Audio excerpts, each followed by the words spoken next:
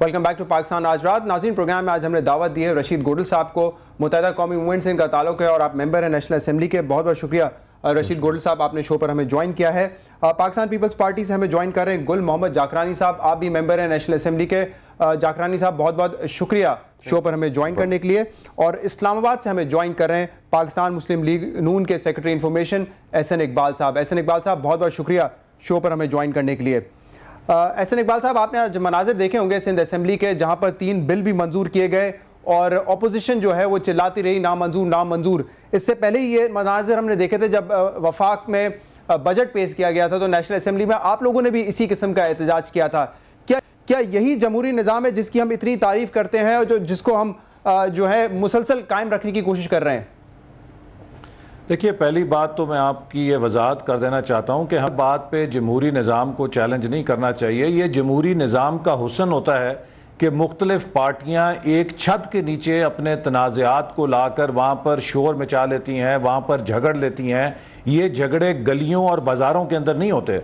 अगर मुल्क के अंदर जमहूरियत ना हो तो ये तमाम झगड़े गलियों के अंदर, बाज़ारों के अंदर, मोहल्लों के अंदर, पूरे मुल्क के अंदर फसाद बन के फैल गए होंगे। और जमहूरियत का यही मकसद होता है कि तमाम सियासी आवाज़ें, तमाम सियासी गिरोह एक छत के नीचे बैठें, वहाँ पर अपने तनाज़ात को बातचीत के ज़रिए हल करें।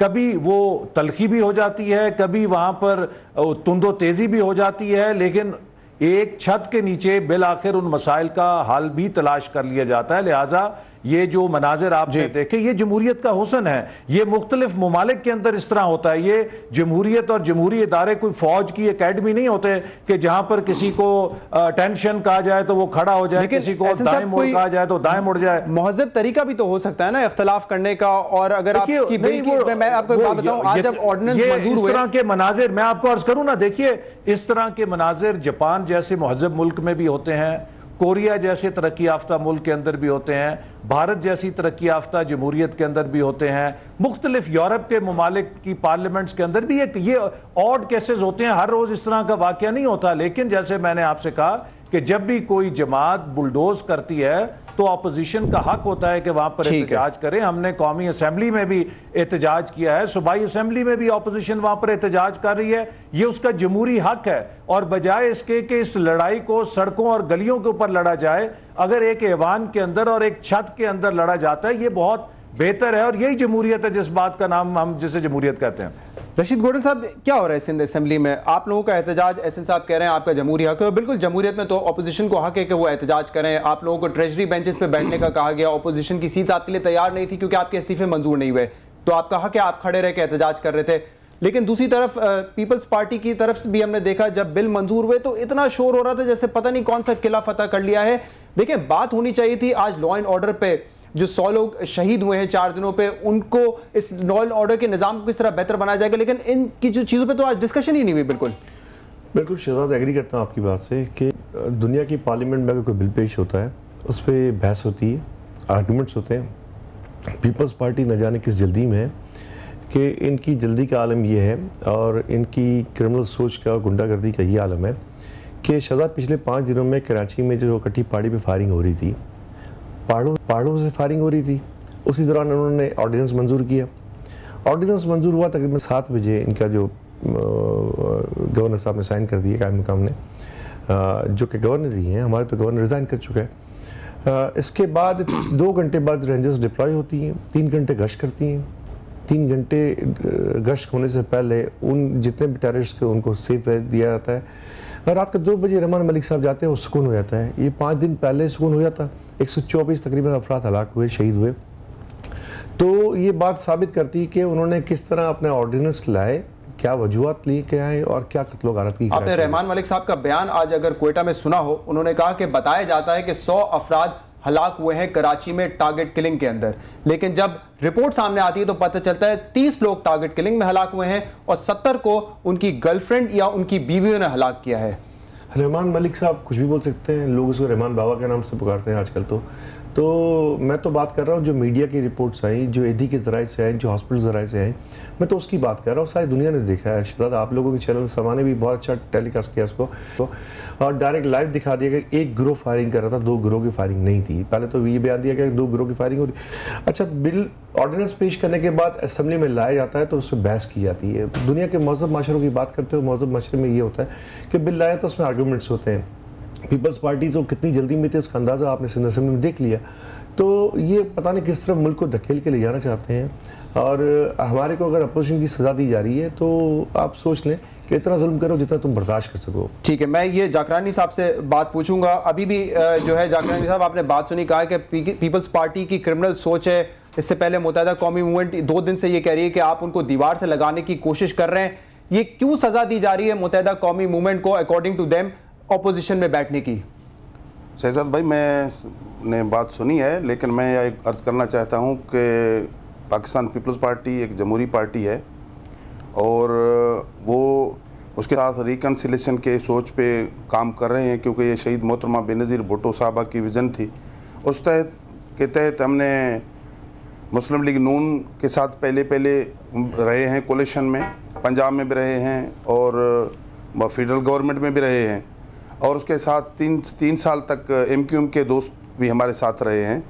तो अभी आज उन्होंने अपना फ़ैसला कर लिया है कि वो अपोजिशन में बैठते हैं, तो ये उनका जमहूरी हक है। एक पार्टियाँ जो इत्तेहाद बनते हैं तो उनका कोई ये नहीं है कि वो मर्ज हो जाते हैं। उनका अपना विज़न होता है, अपना मैनिफेस्टो होता है, अपना प्रोग्राम होता है, अपने पॉलिसीज़ होते हैं।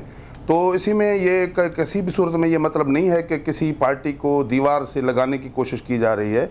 अभी भी हम MQM वाले हमारे भाई हैं, हम भी सारे सिंध में बसने वाले हैं, और उनकी आज तक भी ये सोच है। हमने जो उनके संजीदा लोग हैं उनकी बातें सुन रहे हैं कि वो यही कह रहे हैं कि हम जमहूरियत को भी डिरेल करना नहीं चाहते हैं, और ऐसे किसी गेम का हिस्सा बनना भी नहीं चाहेंगे जो इस जमहूरी इसको सिलसिले को डिरेल करना चाहे। और उसके साथ साथ उन्होंने सिंध के साथ भी हमेशा अपने वफादारी की बात की है। हमें खुशी है, वो हमारे भाई हैं। लेकिन अगर ये आप कहते हैं जाकरानी साहब कि आप एक्सेप्ट करते हैं कि मुत्तहिदा कौमी मूवमेंट ऑपोजिशन में बैठ चुकी है, ये कह रहे हैं हमारे इस्तीफे तो कबूल करें, हमें ऑपोजिशन में बैठने का मौका तो दें, हमारे गवर्नर का इस्तीफा तो कबूल करें, वो क्यों नहीं कर रहे आप लोग? देखिए, उसमें 1-2-3 दिन के अंदर बात वाज़ेह हो जाएगी, क्योंकि आप भी सीनियर जर्नलिस्ट हैं, आप समझ रहे हैं, और रशीद गोंदल साहब बैठे हुए हैं। मैं समझता हूं कि उनके साथ हमारे जो सीनियर क़यादत है उनके कुछ राब्ते हैं, तो अभी भी हम ये चाहते हैं कि हम उनके साथ चलें। उनके कुछ ग्रीवेंसेस हैं या उनकी जो बातें हैं वो भी हम सुनना चाहते हैं, लेकिन उसके बाद अगर ये फैसला ये नहीं आते हैं तो जाहिर बात है इनका अपना फैसला मतलब होता है। आपकी तरफ से मनाने की कोशिशें अभी भी जारी हैं इनको? हाँ, तो वो देखिए दरवाजे कभी बंद है, अगर अपोजिशन में बैठेंगे फिर भी हमारी बातचीत होती रहेगी।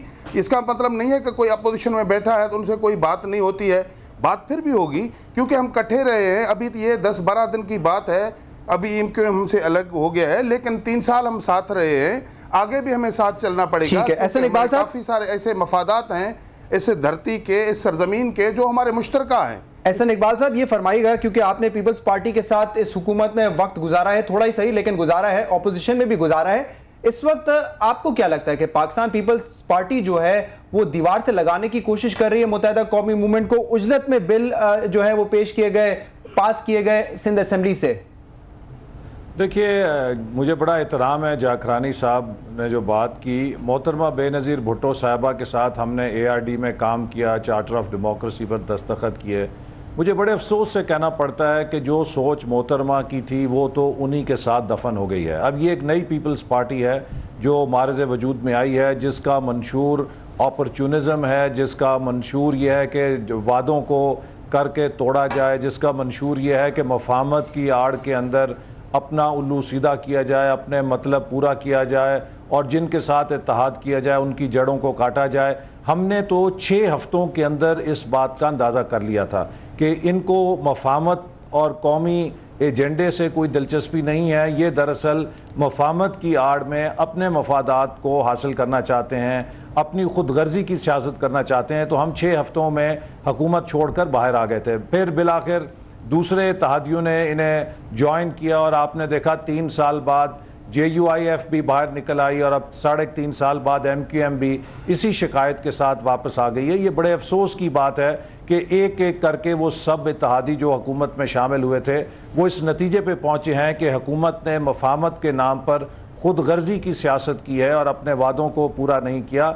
इस वक्त मैं जो आपसे अर्ज़ करना चाहता हूँ कि जहाँ एक तरफ सिंध में आग लगाई हुई है, कराची के अंदर ये खामोश तमाशाई बने हुए हैं, और मैं इत्तफाक करूंगा कि अगर 5 दिन के बाद अमन हो सकता था तो फौरी तौर पे अमन क्यों नहीं हो सकता था? क्यों हुकूमत ने इजाज़त दी कि उन गरीब लोगों की लाशें गिरें जो मेहनत कश हैं, जो मजदूरी करते हैं, जिनका कोई और जरिया मुआश नहीं है? आज उनके ख़ानदानों की कफालत कौन करेगा? ये मुजरिमाना हुकूमत की गफलत है। लेकिन इसके साथ साथ आप देखिए कि जिस चीज़ को मैं, आपका एक बिजनेस चैनल है, जो हुकूमत की बिजनेस पॉलिसीज़ हैं वो 18 करोड़ अवाम के मुस्तकबिल के लिए ख़तरा बन चुकी हैं। आज तो प्रोग्राम इस बात पर भी होना चाहिए कि क्या वजह है कि गवर्नर स्टेट बैंक ने इस्तीफ़ा दे दिया है। कोई ऐसा शख्स कि जो अपनी प्रोफेशनल नेक नामी रखना चाहता है वो मजबूर हो जाता है कि हुकूमत से अपने आप को डिसएसोसिएट करे, क्योंकि हुकूमत अपनी पॉलिसी लेकिन एहसन साहब अगर आप कहते हैं कि मोहतरमा की पॉलिसीज को कंटिन्यू नहीं रखा गया, तो इस प्रोग्राम में भी जो है जाकरानी साहब ने कहा और आपने खुद भी इस पे बात की कि रिकंसिलिएशन की पॉलिसी पीपल्स पार्टी की आज भी जिंदा है, और वो ये कह रहे हैं कि मुत्तहिदा कौमी मूवमेंट बाहर आ गई लेकिन फिर भी हम कोशिशें जारी रखेंगे